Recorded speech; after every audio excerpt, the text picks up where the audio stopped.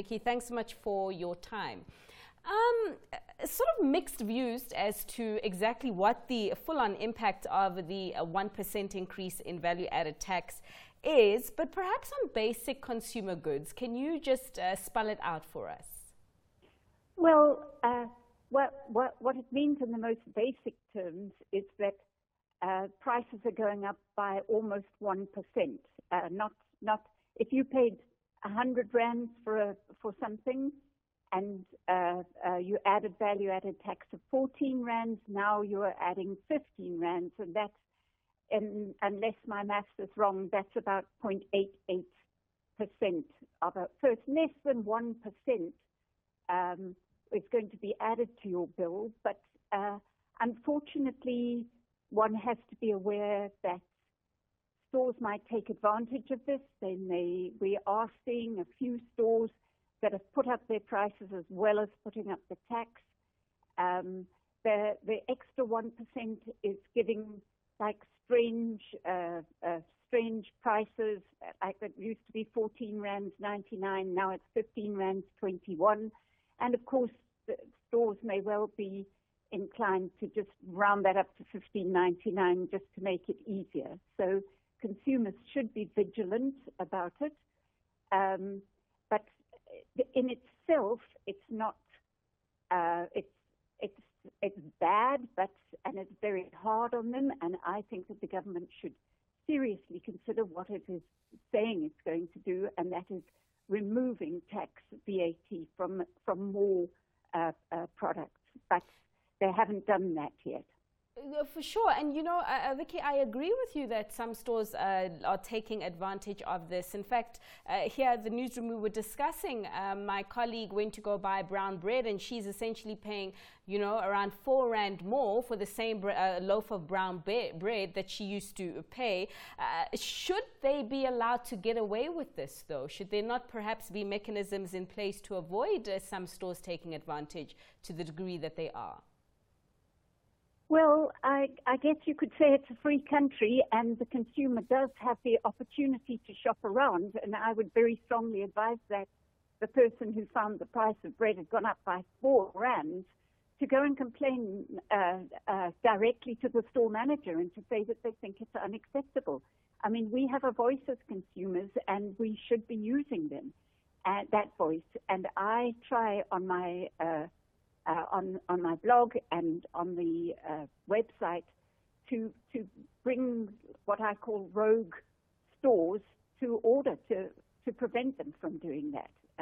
I don't think you'll find that the bigger stores are doing it because they know that people are watching them very carefully. But definitely smaller stores will be trying that out. And Viccy, you know, this is a very difficult environment still. Things are expected to get better, but, you know, right now they still remain tough. What's your view on perhaps companies, you know, giving workers increases in terms of their salary because of the increased VAT and the pressure that it's put to spending? That's a good question. I don't think I really have a view on people giving the store companies must give their workers what they believe is fair, and that's a bargaining council, and I don't think that I would say that. But I do believe that people should be very cognizant of the fact that there's going to be a massive fuel price increase, that is going to have an effect. It's not just that, it's probably the fuel price increase that will have a bigger effect. And then, of course, there's the sugar tax, which will make the price of sweet drinks more.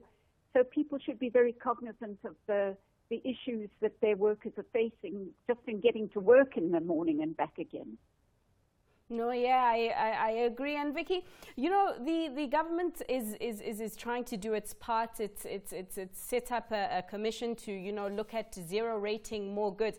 But that zero rated of goods, it's also a little bit, you know, misrepresented, because in as much as brown bread is zero rated, it's not all brown breads that's zero rated. Or in as much as oil is zero rated, it's not all oil that gets that zero VAT charge. Well, I think basic foodstuffs are getting the the zero VAT charge. But you then have the argument, well, should we be like, if they are going to put, if they are going to zero rate other foods, should they zero rate more basic foods which actually are not healthy, or should they be looking at zero rating foods which will make people have more healthy lifestyle choices? It's very, very difficult. At the moment, unfortunately, most people who have to live on a government grant or something like that can really only afford food that is not good for them. Fatty foods, foods with a lot of carbohydrates, foods that don't have a lot of protein in them.